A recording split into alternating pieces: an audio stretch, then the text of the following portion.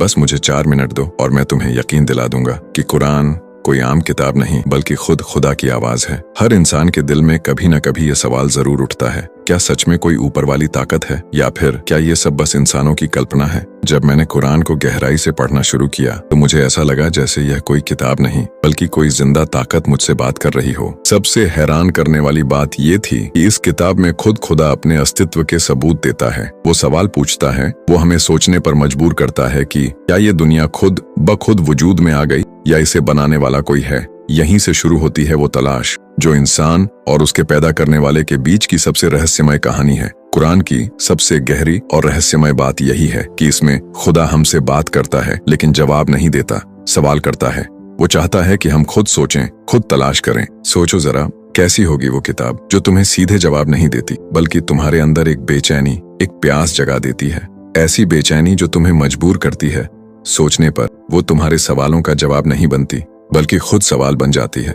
हर आयत तुम्हारे दिल पर दस्तक देती है, जैसे कह रही हो, उठो, अब अपनी आंखें खोलो और इस हकीकत को देखो जो हमेशा से तुम्हारे आसपास थी। और यही है कुरान की सबसे गहरी ताकत। ये तुम्हें यकीन से नहीं, तलाश से ईमान तक पहुंचाती है, क्योंकि जो किताब तुम्हें सोचने पर मजबूर कर दे वो सिर्फ पढ़ी नहीं जाती, महसूस की जाती है। सूरह 51 आयत 20-21 में खुदा कहता है, धरती में तुम्हारे लिए बहुत सी निशानियां हैं और तुम्हारे अपने अंदर भी निशानियां हैं, तो क्या तुम देखोगे नहीं। ये सिर्फ एक आयत नहीं, ये इंसान की रूह को हिला देने वाला चैलेंज है। खुदा कह रहा है, देखो जरा अपने आसपास की दुनिया को। ये आसमान जो हर रात अरबों सितारों से सजा होता है, ये समंदर जो अपनी गहराइयों में अब भी अनगिनत राज छुपाए बैठा है, ये हवा जो हर पल हमें जिंदा रखती है और फिर भी अदृश्य है, ये इंसान का शरीर, एक ऐसी मशीन जिसे कोई इंसान दोबारा बना नहीं सका। क्या ये सब कुछ अपने आप बन सकता था? क्या ये पूरा सिस्टम, ये बैलेंस, ये डिजाइन सिर्फ एक हादसा है या फिर किसी ने इसे बनाया, किसी ने इसे सोच कर रचा? हम दिन रात मोबाइल स्क्रीन में खोए रहते हैं, लेकिन अगर हम बस एक पल ठहरें और अपनी सांस, अपनी धड़कन, अपने आसमान को महसूस करें तो शायद हमें एहसास होगा कि खुदा की निशानियां हर जगह हैं। शायद खुदा ने अपने होने का सबूत किसी किताब में नहीं बल्कि हमारे अंदर ही लिखा है। जरा अपनी ही बॉडी को देखो, एक इंसान का शरीर, यह सबसे जटिल, सबसे रहस्यमय क्रिएशन है जो इस धरती पर मौजूद है। हम बोलते हैं, सुनते हैं, सूंघते हैं, देखते हैं, लेकिन कभी ठहर कर सोचा है कि ये सब कैसे संभव है? आंखें, एक कैमरा जो किसी भी इंसानी लेंस से लाखों गुना बेहतर है। कान, एक सेंसर जो वाइब्रेशन को मीनिंग में बदल देता है। दिमाग, एक प्रोसेसर जो हर सेकंड अरबों कैलकुलेशंस करता है। क्या ये सब यूं ही बस अपने आप बन गया होगा या किसी ने इसे बड़ी सोच समझकर डिजाइन किया है? मैं खुद साइंस का शौकीन था, मॉलिक्यूलर बायोलॉजी, एस्ट्रोनॉमी, फिजिक्स, सब कुछ पढ़ा और तभी एक दिन कुरान पढ़ते हुए एहसास हुआ कि ये किताब साइंस के खिलाफ नहीं है बल्कि साइंस के साथ चलती है। जहां साइंस ऑब्जर्वेशन देती है वहां कुरान इंटरप्रिटेशन देता है। सूरह 21 में एक आयत है, क्या इनकार करने वाले नहीं देखते कि आसमान और जमीन एक साथ जुड़े हुए थे, फिर हमने उन्हें अलग कर दिया? रुको जरा, क्या ये वही बात नहीं जो आज की मॉडर्न फिजिक्स हमें बताती है, बिग बैंग थियरी, कि कभी सब कुछ एक बिंदु में सिमटा हुआ था और फिर वो एक धमाके से फैल गया और इसी से ब्रह्मांड बना। अब सोचो, 1400 साल पहले जब किसी के पास टेलीस्कोप तक नहीं था, ना सैटेलाइट, ना हबल, ना नासा, तब ये बात किसने बताई होगी? कभी कभी लगता है साइंस और कुरान दो अलग राहें नहीं बल्कि एक ही मंजिल की दो दिशाएं हैं। एक हमें बताती है कि ये सब कैसे हुआ और दूसरी हमें एहसास दिलाती है कि क्यों हुआ। और फिर कुरान एक और राज खोलता है। कुरान कहता है, और हमने हर जिंदा चीज को पानी से बनाया। अब सोचो, ये बात 1400 साल पहले कही गई थी, जब किसी के पास माइक्रोस्कोप नहीं था, कोई लेबोरेटरी नहीं थी, कोई डीएनए रिसर्च नहीं थी। और आज मॉडर्न साइंस कहती है, हर जीवित प्राणी के अंदर लगभग 70% पानी होता है। हर सेल में, हर टिश्यू में, जिंदगी की नस नस में पानी दौड़ता है। तो सवाल उठता है, पैगंबर मोहम्मद को ये बात कैसे मालूम थी? कौन सी ताकत थी जिसने उन्हें बताया कि पानी ही जिंदगी की नींव है? क्या ये किसी इंसान का ज्ञान था या फिर खुदा की ओर से भेजा गया संदेश? और फिर कुरान हमसे सीधा सवाल करता है, क्या तुम अब भी ईमान नहीं लाओगे? ये सवाल ताने की तरह नहीं बल्कि पुकार की तरह गूंजता है। खुदा जैसे कह रहा हो, सोचो, समझो, देखो, मतलब मैंने तुम्हें दिमाग दिया है तो उसे सिर्फ जीने के लिए नहीं, सोचने के लिए भी इस्तेमाल करो। और फिर आती है सूरह अर-रहमान, कुरान की सबसे खूबसूरत और सबसे लिरिकल सूरह। इसमें खुदा एक ही सवाल बार बार दोहराता है, तो तुम अपने रब की कौन कौन सी नेमतों को झुठलाओगे? हर निशानी के बाद यही सवाल, जैसे कोई आवाज हमें अंदर तक झंझोड़ती हो। क्या तुम अब भी नहीं मानोगे? उसने इंसान को बनाया और उसे बोलना सिखाया।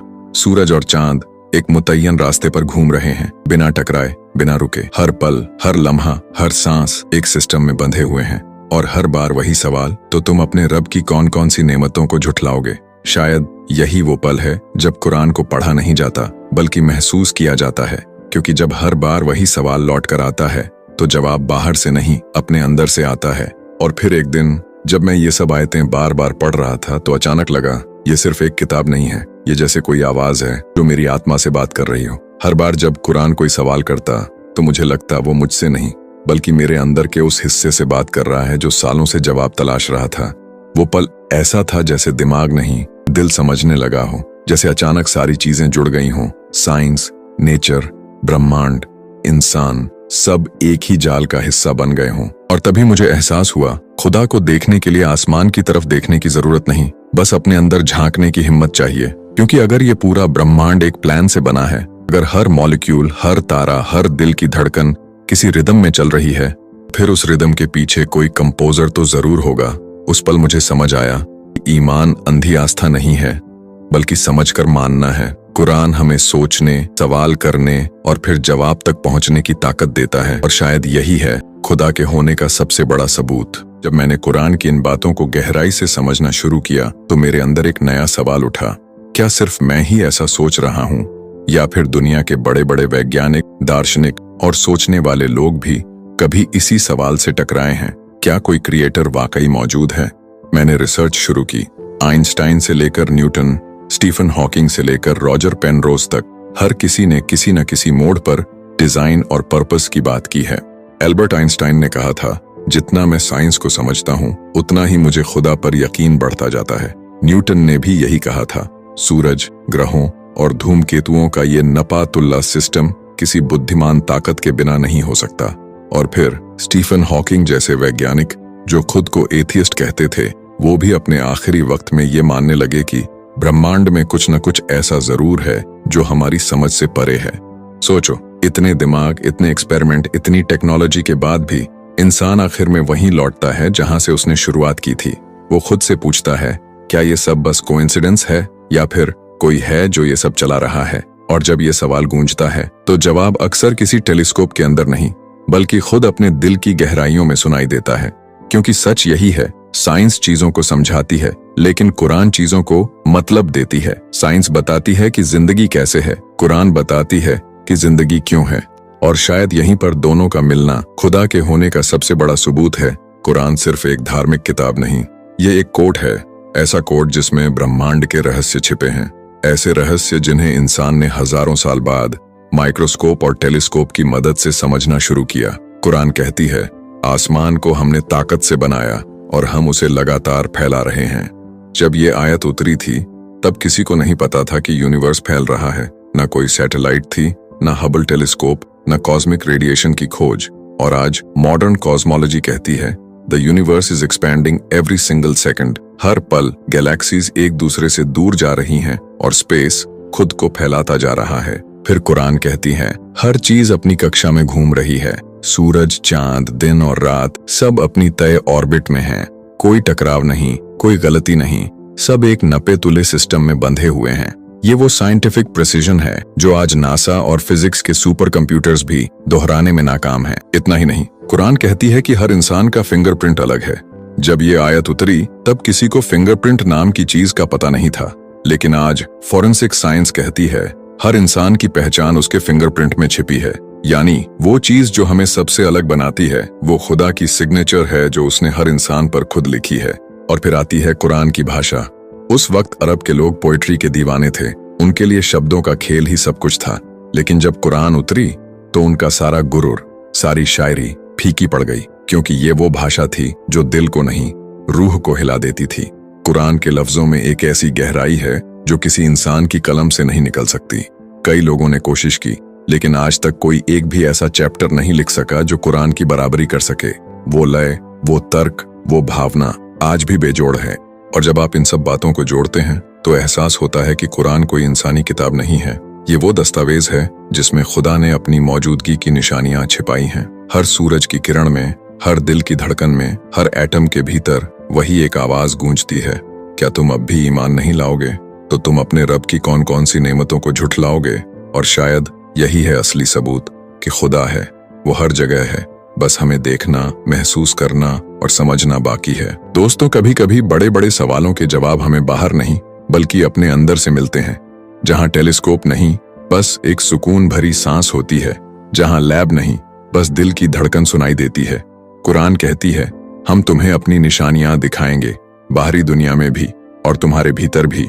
और शायद यही है इस सफर का नतीजा कि ईमान किसी मजबूरी का नाम नहीं बल्कि सोच समझकर महसूस करने का नाम है।